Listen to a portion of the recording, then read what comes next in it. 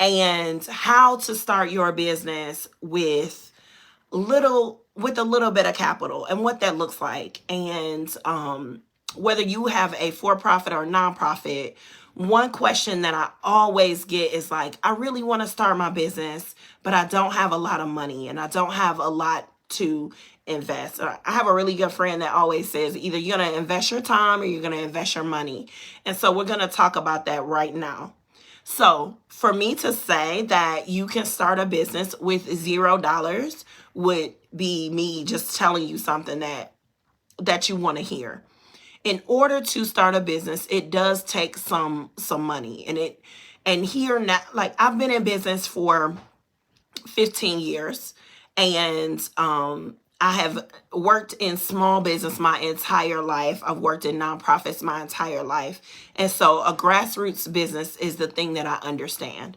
And so I understand that oftentimes we don't have a lot of money, but we have a dream and we have a passion, and we really, really, really want to open our business. And so let's talk about that. So first of all, you are going to need some startup income, even if it's a low point of entry business. So some low point of entry businesses are service businesses. So things where you're offering classes, or even if they're in-person classes or virtual classes. Service-based businesses like hairstylist or a nail tech or things like that, where you don't have to buy inventory and you don't have to buy anything. Like, you can provide the service.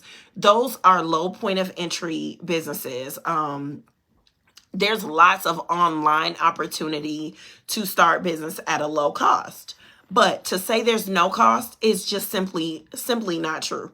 So, you always have to pay for your incorporation. If you're a nonprofit, you have to plan to spend money on your 501c3. If you are, depending on your business, you might have to get a business license. You might have to get a food permit. So those things cost money. And so you have to plan for some money. Advertisement, as far as like getting graphics done, a lot of that stuff is, again, low cost. You can use some low cost tools to get that done. But if you don't have a lot of time and you're working a full-time job, you might have to use services or get, small businesses to do your flyers, or a resource like Fiverr, or using Canva to get things done. And so those things cost. It's a little bit of money, but it still costs. So you might need email marketing. Those things cost. So even though you don't need a ton of capital, you're going to need some capital. So a lot of people say, Samara, what does that mean for me? Because I don't have any money. Well, I always say, and I don't want to scare you, but you need some money. You need some money to start a business, something, right? So what does that look like? And have you written down that budget? So that's the first thing. The first thing is to go ahead and write down what you need and figure that out so you can start to plan for that. Maybe you want to launch your business in the beginning of 2023.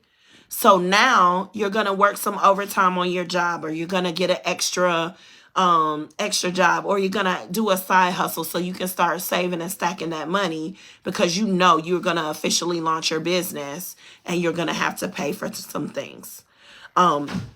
You might need to hire a coach or a consultant.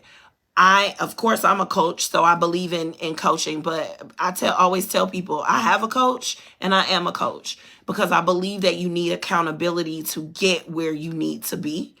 And so often, of course, people ask me about grant money and they ask me about loans, but in order to get those things, you have to have some type of baseline of things that you're doing. So do I think you can start a business with very little money? Absolutely. $500, $1,000. It's going to be different depending on the business that you're starting. But the very beginning of a business is planning. You have to write that down. You have to budget and figure out what exactly it is that you need so that you can start knocking off what you need and breaking down the money.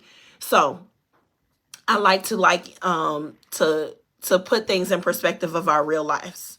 So if you are getting ready to buy a house, you start to go look and see how much are houses, how much do houses cost, how much money am I going to need in the bank for this house for me to get the loan approved.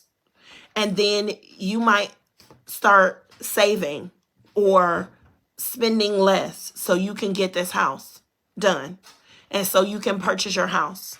You might do the same thing if you're getting a car. So if you want to start a business, something that's going to bring in income and going to increase your livelihood, it is the same thing. So I want you guys to think about it in that perspective and start to look at, okay, I want to start a business. It is going to cost some money. It may not cost a lot of money, and go from there. You also want to think about low point of entry in the beginning. So, for example, if your dream is to own a gym because you're a fitness professional, you want to own your own gym, your starting point might be to be an in-home personal trainer because that's a low point of entry as far as starting your business. And you know that your plan is to build and grow and purchase that gym. To think that I don't have any money today and I'm going to go buy a gym, it's counterproductive for what you're trying to do. You want to make sure that you are thinking about the long term and what you can do now and being super realistic about that and about the money that you have and the money that you can spend and what's in the pot. So to answer your question, to begin with, yes, you can start a business with a low amount of money, but you have to have some money. And the next part of it is that it is very, very important that you start to get your personal finances in order. Because if your personal finances are not in order, it's going to be hard to manage your business finances and your personal finances, and things are in disarray. So while you are prepping and planning, you want to make sure that you are getting your personal finances in order. And you can do it simultaneously. You don't have to wait. I believe in taking action. So you don't have to stop. You don't have to wait. You don't have to say, oh, I'm out of this. I can't start a business because my personal finances aren't in order. You can do it all simultaneously. But the point of this post, the point of this live is because you can do it. I want you to know that you can do it. And you can start that business with a low point of entry, but you have to have the mindset that you're going to need some money and you're going to have to pay for some things. Please join me on Saturday. Join me on Saturday for Grant Writing in the Real World. I'm going to talk about ways to access free money for both for-profit and nonprofit businesses. Never before in my 15 years have I seen so many small business grants for-profit businesses. And it's a slew of money for nonprofit community organizations. And I want us to be able to access that. I know how to access that.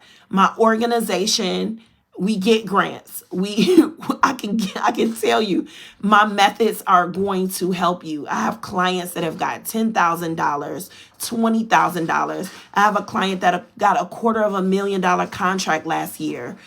I am telling you, it is the truth and it is free. So come join me, SamaraMichelleConsulting.com. Click on free grant class and make sure that you register for the grant class and you are there with me live, because I'm going to give you lots and lots of nuggets. It is not one of those free classes that doesn't give my secrets. I do.